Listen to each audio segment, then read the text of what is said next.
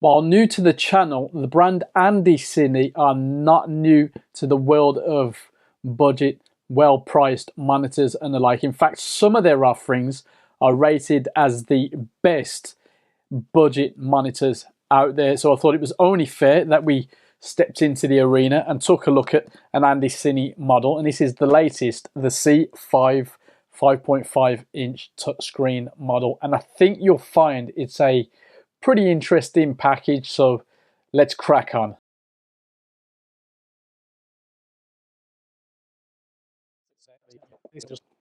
So we've got a little pack here with user manual, lens cloth, and is this the warranty card? Basically a little note from sales.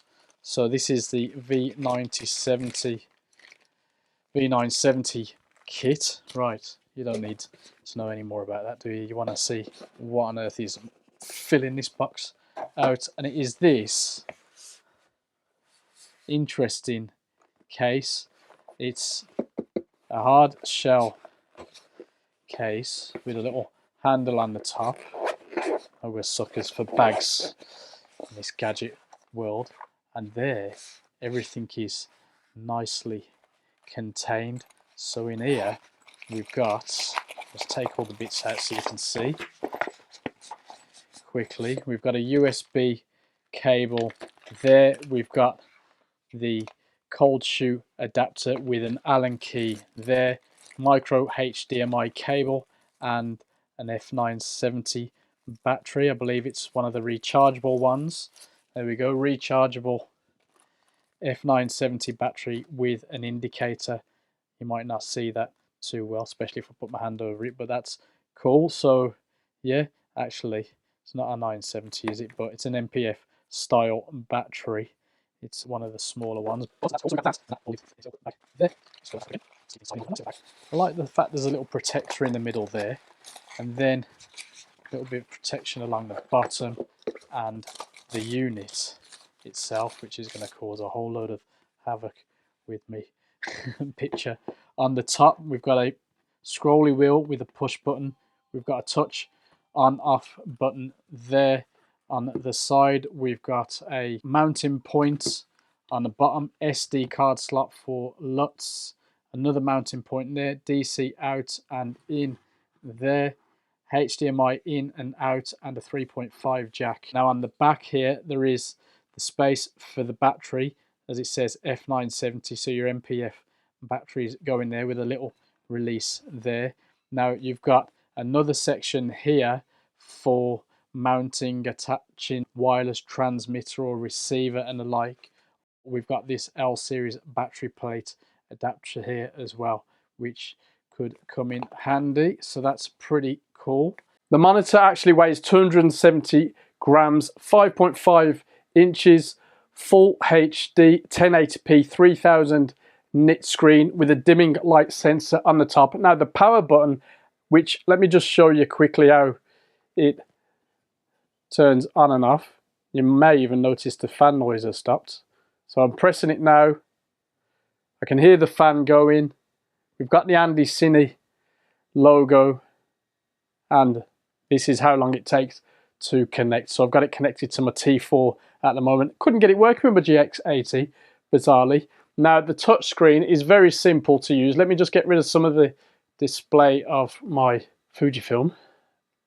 You can swipe up and down to adjust the volume. There's a little tiny indicator up there which also has the battery, and this side for the brightness as well.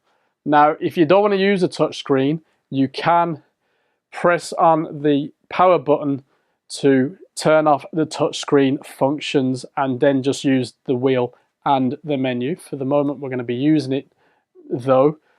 This is a 4K 30 frames per second feed going in, as you can probably see at the top there. It's not mind-blowing, but it is what it is. So you can use that wheel if you want, or the touchscreen. I'm happy with both. Now, if I press over here, I should get the menus, double click, and it's quite tidy. Waves analysis, waveform, vector scope, histogram, on, off there. Let's see if we can move the histogram around. Currently no. Analysis, stick that on so you can see everything that's available. Everything seems to work pretty well as well. Vector scope on there. Let's just turn the whole analysis off for the moment. Audio meters on there, and you can see very standard stuff if you've used monitors a lot. Let's turn the waveform off, and as I go through you can probably pause and see some of the things that are available. I meant to say turn the histogram off. There you go. We've got assists over here with the markers, which I find very handy, cinema guides, etc. Very comprehensive. Then if we just scroll it back up to close that, we've got some image. Takes some getting used to because of the size, as you can see, and it's all moving around a little bit, but you can see there's quite a lot in there. Focus assist, zebras, and you can change the whole gamut there, possibly not the right word. Check field, false colors, HDR, LUT import via the SD card slot, and so on. Even the color can be looked at too, with the brightness, backlight, contrast. Let's see where the backlight's on auto at the moment, and so forth. So you can do a lot of adjustments there. And the system menu too. See if I can just scroll that, just get used to the touch. Fan speed. Now if I put the mic close to the fan, I also have a fan of the light at the moment.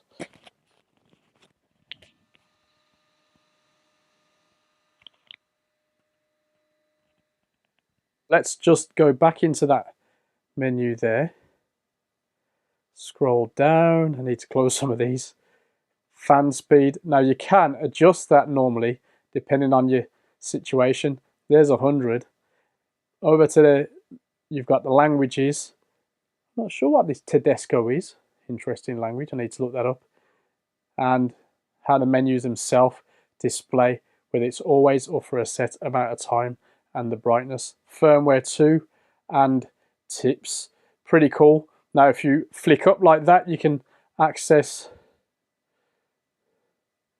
a bunch of menus too. All the same things. Actually I do prefer that way. That is pretty cool. And then if I flick across, nothing. Yeah, all good. That's the menus. Do like that. Nice and tidy.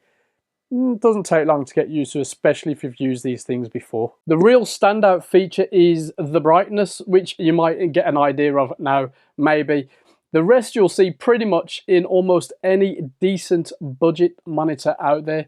Now the whole package is very nice, and while you'll need a bigger battery for longer use, you're basically good to go, and everything is well looked after in this included case. Importantly, the image is very good and the signal is clean, colors are good, and it's pretty easy to use out and about. Now the fan noise is something to watch out for, and the unit does get pretty hot, so hopefully the next iteration will improve on that. As for the rest, it's all good with this one. So for around 280 at the time of recording, this represents very good value for money. Make sure to update the firmware if you're having any 4K issues, as I did initially. And yeah, that's basically it.